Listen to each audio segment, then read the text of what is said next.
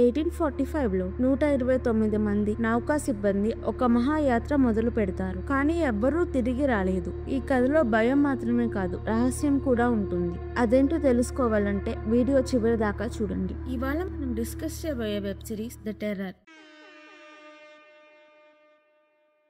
1846లో 2 ship Erebus, terror ఒక mission మీద సముద్ర ప్రయాణానికి వెళ్తారు. వాళ్ళు ఆర్కిటిక్ ఓషన్ నుంచి అట్లాంటిక్ ఓషన్ ని, పెసిఫిక్ ఓషన్ ని కలిపే సీ రూట్ డిస్కవర్ చేయాలి. ఆర్కిటిక్ ఓషన్ లో మొత్తం మంచు, సముద్రం కూడా గడ్డగట్టిపోతుంది. ఆ సముద్రంలో 2 షిప్స్ వెళ్తూ ఉంటాయి. Terror ship captain Francis, Erebus ship captain John. ఒక రోజు షిప్ కి ఏదో తగిలి జర్కిస్తుంది. అప్పుడు షిప్ లో ఉన్న ఒక అతను -5°C ఉన్న వాటర్ లో పడిపోతాడు. వాటర్ చల్లగా ఉండడం వల్ల అతను కొద్దిసేపట్లోనే చనిపోతాడు. షిప్ లో ఒక క్రూ మెంబర్ డేవిడ్ కి ఒంట్లో బాగోదు, బ్లడ్ వామిట్ చేసుకుంటాడు.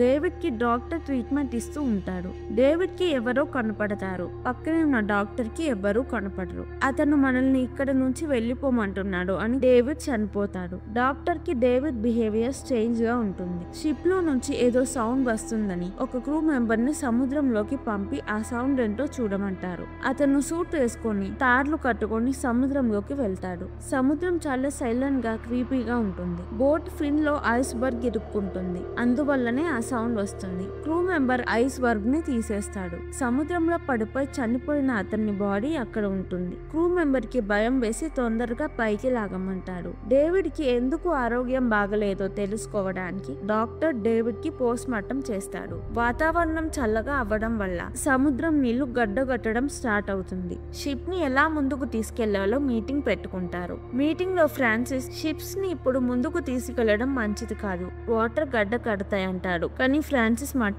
ఎవ్వరూ వినకుండా నెక్స్ట్ డెస్టినేషన్ వెళ్దామని డిసైడ్ అవుతారు. డేవిడ్ బాడీని పూడ్చిపెట్టడానికి కొంతమంది షిప్ బయటికి వెళ్తారు. గుంట తవ్వి డేవిడ్ కాఫిన్ ని గుంటలో దించుతుంటే కాఫిన్ జారి పడిపోతుంది. కాఫిన్ లిడ్ ఓపెన్ అవుతుంది. లిడ్ సరి చేయడానికి హిక్కీ అనే అతను వెళ్తాడు. డేవిడ్ ని పూడ్చాక షిప్ సేల్ అవుతుంది. వెళ్లే దారిలో వాటర్ గడ్డ కట్టి షిప్స్ ఆగిపోతాయి. క్రూ మెంబర్స్ కిందకి దిగి ఐస్ ని తవ్వుతారు.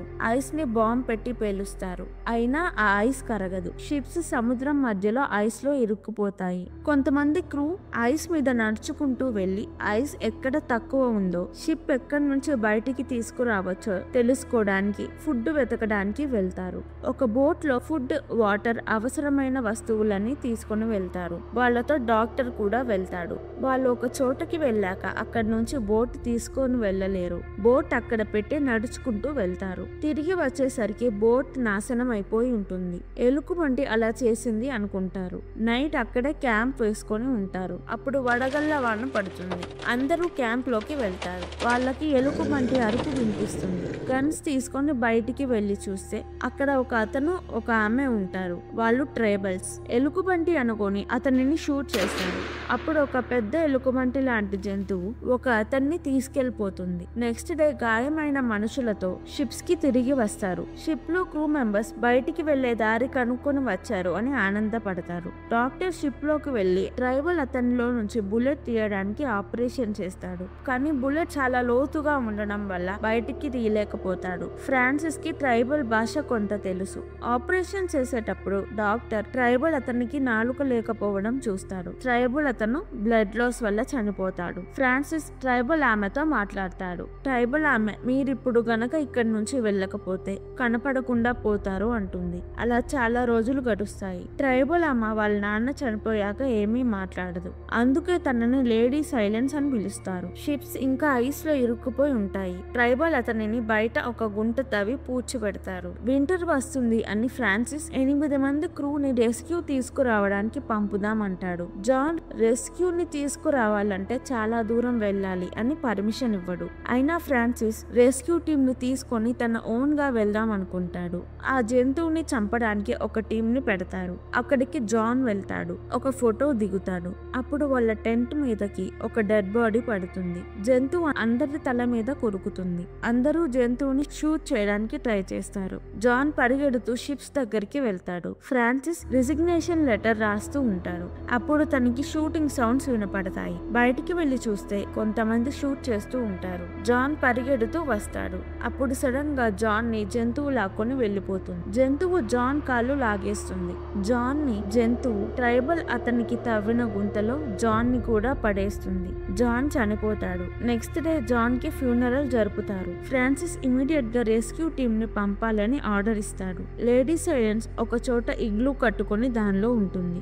జాన్ ఫ్యామిలీ మెంబర్స్ జాన్ ఇంకా రాలేదు, షిప్స్ ని వెతకండి అని మరీన్ ఆఫీసర్స్ కి చెప్తారు. మరీన్ ఆఫీసర్స్ ఇంకా కొన్ని రోజులాగి షిప్స్ నుంచి ఏమీ మెసేజ్ రాకపోతే మేము సెర్చ్ చేస్తామంటారు. షిప్స్ లో డాక్టర్స్ చనిపోయిన వాళ్ళని చూసి జంతువు ఎలా అటాక్ చేస్తుందో తెలుసుకోవడానికి ట్రై చేస్తాడు. షిప్స్ లో ఫుడ్ టేస్ట్ మారుతుంది. అందరికి ఫుడ్ పాడవుతుంది అనిపిస్తుంది. నైట్ బ్యాచెస్ గా షిప్స్ ని గార్డ్ చేస్తారు. అప్పుడు ఒక అతనిని బేర్ కొరికింది అని షిప్ కి తీసుకువెళ్తారు. బేర్ ఇంకొకరిని అటాక్ చేస్తుంది. ఫ్రాన్సిస్ చూడడానికి వెళ్తాడు. అప్పుడు ఫ్రాన్సిస్ తో వెళ్లిన అతనిని బేర్ తీసుకెళ్లిపోతుంది. జంతువు అటాక్ చేసిందని షిప్ లోకి తీసుకువెళ్లిన అతను చనిపోతాడు. అతనికైన గాయం చూసి అటాక్ చేసింది మనిషి కాదు, జంతువు కూడా కాదు అని తెలుస్తుంది. నెక్స్ట్ బ్యాచ్ గార్డ్ చేయడానికి వెళ్తారు.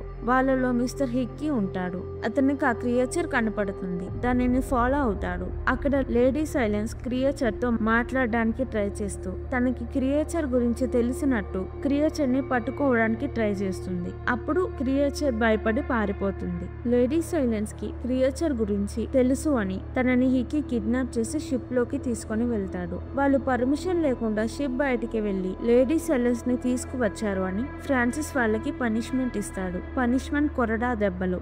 డాక్టర్ వెళ్లి లేడీకి ఫుడ్ ఇస్తాడు. లేడీకి ఫుడ్ నచ్చదు. లేడీ సైలెన్స్ డాక్టర్ తో మాట్లాడుతుంది. డాక్టర్ ట్రైబల్ భాష తన నుంచి కొంచెం నేర్చుకుంటాడు. షిప్ లో కొంతమంది క్రూకి ఒంట్లో బాలేక చనిపోతూ ఉంటారు. డెడ్ బాడీస్ అన్ని షిప్ కింద ఒక రూమ్ లో పెడతారు. అప్పుడప్పుడు ఆ రూమ్ లో నుంచి ఏవేవో సౌండ్స్ వస్తాయి అని క్రూ మెంబర్స్ మాట్లాడుకుంటారు. లేడీని ఫ్రాన్సిస్ క్రియేచర్ గురించి అడుగుతాడు. క్రియేచర్ పేరు టున్బాక్. ఇది ఒక సూపర్ న్యాచురల్ ఎంటిటీ. దీనికి కొన్ని పవర్స్ ఉంటాయి. గన్స్ తో టున్బాక్ ని చంపలేరు. అది ఒక పోలార్ బేర్ లాగా కనపడుతుంది, కానీ చాలా పెద్దగా శక్తివంతంగా ఉంటుంది. టున్బాక్ షిప్ లోకి వచ్చి క్రూని అటాక్ చేస్తుంది. క్రూ టున్బాక్ ని క్యానాన్ తో షూట్ చేస్తారు. దానికి దెబ్బ తగిలి అక్కడి నుంచి పారిపోతుంది. అప్పుడు లేడీ షిప్ లో నుంచి ఎస్కేప్ అవుతుంది. ఈ వీడియో కనుక మీకు నచ్చినట్టయితే ప్లీజ్ వీడియోను లైక్ చేసి ఛానల్ ని సబ్స్క్రైబ్ చేసుకోండి. ఇలాంటి movies, web series, anime, Asian drama కావాలంటే కింద కామెంట్స్ లో చెప్పండి. నేను తప్పకుండా ఎక్స్ప్లెనేషన్ వీడియో చేస్తాను.